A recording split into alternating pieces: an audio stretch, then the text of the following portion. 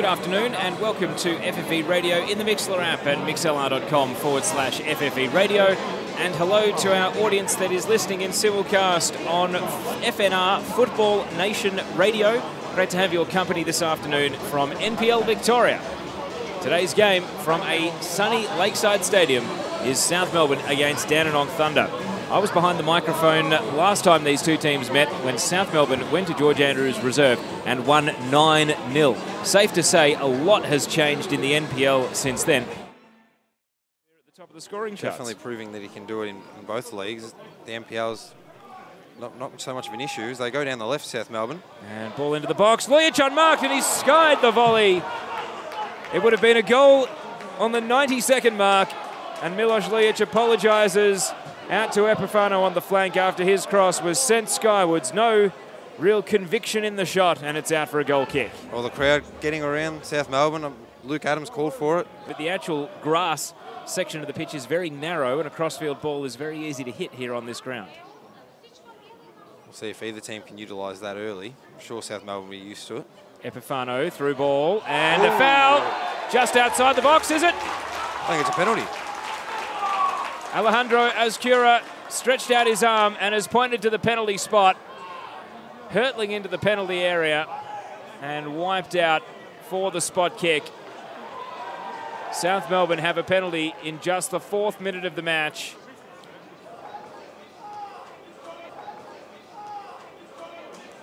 And Milos Lujic has taken the responsibility after Marifiotti was flawed. Fraser McLaren wearing the cap, looking into the sun. He can really win back the fans if he saves here. It's Lujic with a stuttering run-up and scoring into the top right corner.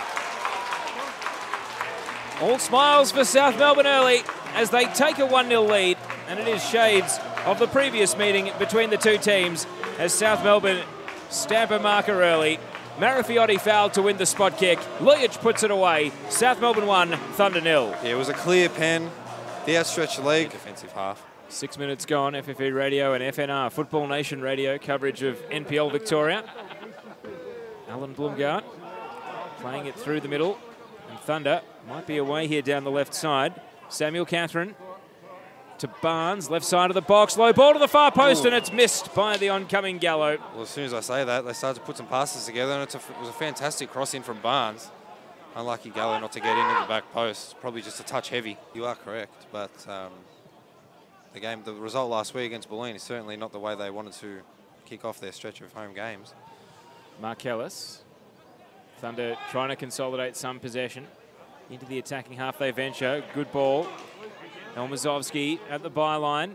Slicing it into the airspace of Mark Ellis, and he puts it on the roof of the net. Tough header, high degree of difficulty, and he never really got over the ball. Blumgart. Now Gallo trying to go through the right, and the pass was jumped by Adams with a good clearance, and now Marifiotti will spin and try to counter-attack. Thunder with two defenders back covering. Lujic in the middle. Step over from Madafri to lose his man. What a goal this would be for Madafri, and it's blocked away. Marifiotti, I should say. A great save by McLaren, but once again he's yelling obscenities, it looks like, at his defence, one of which slipped and went straight to the ground. The only consolation is Thunder get a throw, which they've lost here. Gallo, and now breaking forward. Through ball for Epifano. He's one-on-one Epifano! The crowd says it all. It's 2-0 for South Melbourne. And I don't know if all is forgiven for Nick Epifano, but he certainly put a lot of smiles on faces with that one. Back in the starting 11, back on the score sheet, and South Melbourne are taking control. 2-0 in the 23rd minute. Well, that's how quickly defence can be turned into attack. Got countered and scored, so definitely want to make use of the set pieces that they do get. South trying to clear from left back. Hamish Miller to his brother, Matthew Miller, on opposite sides today. Exchange of headers. Now Bragg on the chest is going to go for the Hollywood volley and puts it over the bar, dipping late. They did dip very late. I thought off the boot that was definitely going to fly over the bar, but dipped, like you said, dipped really late. And Jared Tyson was a bit worried about it, but had it covered. I guess if you're going to have a pop, go for that element of surprise, but Didn't quite work out there for Josh Bragg. Nick Epifano, the goal scorers. Brandon Barnes, diagonal ball, missed by Norton. A chance for Gallo, and it's turned around the post. Best save of the day so far by Jared Tyson. And after the ball ran it through the shins of Brad Norton, Gallo escaped out the right, went for the shot on the tight angle. Corner kick for South Melbourne. A third here. And you would suggest it would be a big uphill battle for Thunder in the second half. Corner laid off short, whipped into the box, through traffic, and into the back of the net. It squirmed in. Lucks a fortune. Epifano's got a double, and South Melbourne lead 3-0. Well, that's the difference. When you make use of your set pieces, South Melbourne decided to go short, tried to keep it, put in a stunning cross in, and Epifano with the slightest touch with the ball. Ball through the right side. Gallo, is there a chance for Thunder to finish the first half with a goal? Markellis, Barnes, first real touch in the area, lays it off to Bragg, who fires over the bar. Well, it's their best chance of the game. And as I said,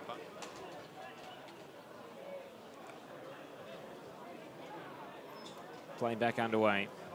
Minitel, Matthew Miller, breaking down the right side, cuts it into Howard, return ball, Miller at the byline, cut back, Lojic! How did he miss it?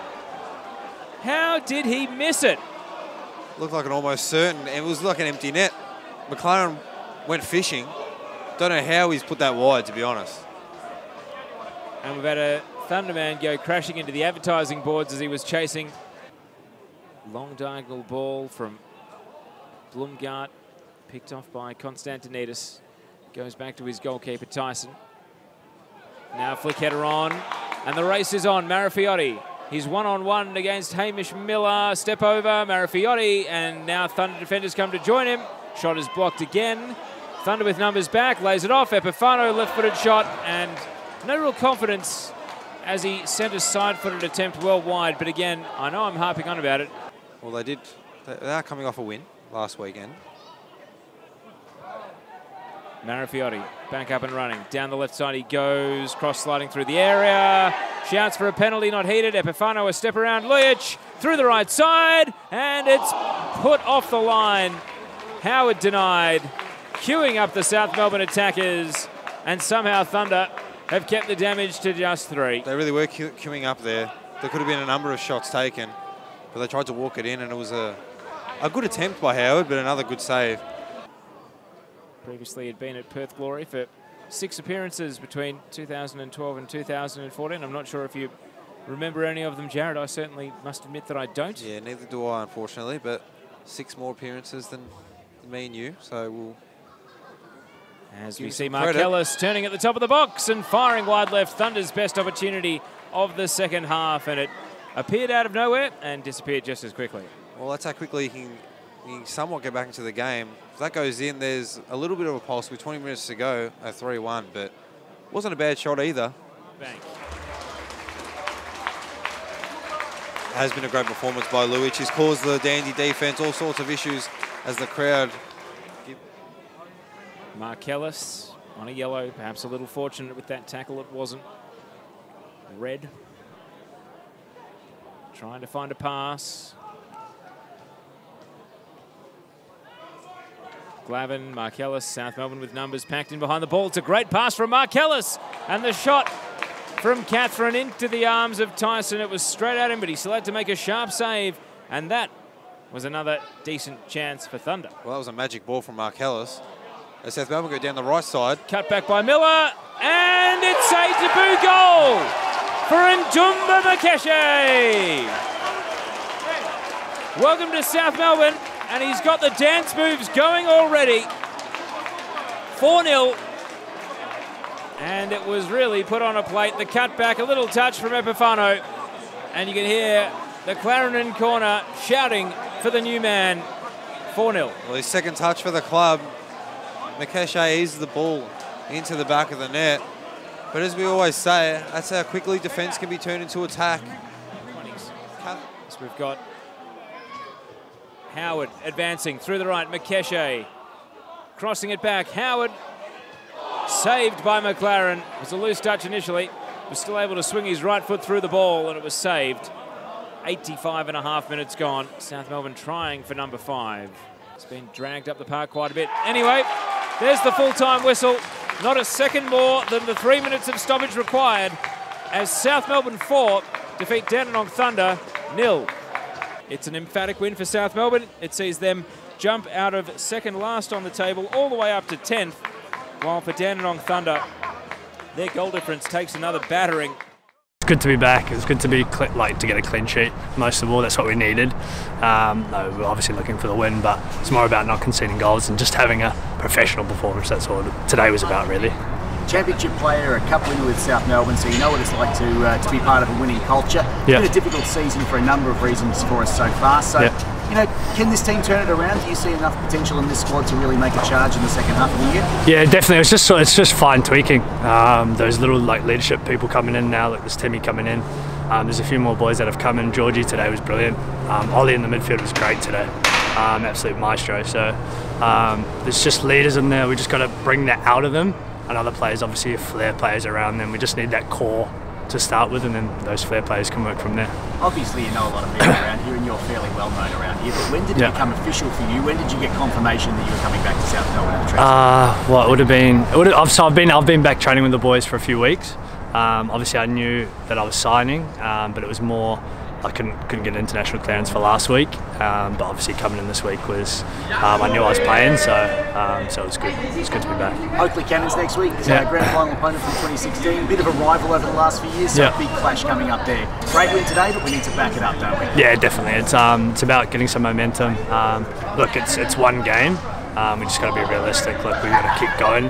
It's only just the start of hopefully a good run, but we need to make sure we do our homework on Oakley. They're a good side. We always do well against them here, and they beat us there. So it's sort of an even match. Can go either way. So we've got to really be switched on there. Final question, mate. You've probably watched this team desperately wanting to get back in the last few weeks when we've been undermanned. It's interesting now we've finally reached a point where there's going to be players disappointed to miss out in the starting lineup spot now because we seem to be getting everybody available at the right time. So difficult one for the coach and the players to handle, but it's good for us as a club to have those options. Yeah, it's definitely good for the squad to have people challenging for positions. That's healthy. That's what it should be, especially at a club like South Melbourne. Like it's one of the best clubs in Australia, outside of the A-League at the moment. So you need to have players pushing each other. It can't just be players know they're playing it week in, week out. It's not good for the culture, and it's why we've been lacking. And we need to push each other in training, and then it shows on the weekend.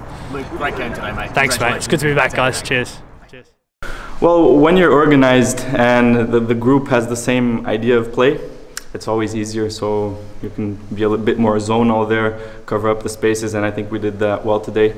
And with the ball, always try to play the simple pass forward, and it was good. The movement was good, and we created a lot of chances, scored 4 goals, so it was a great night.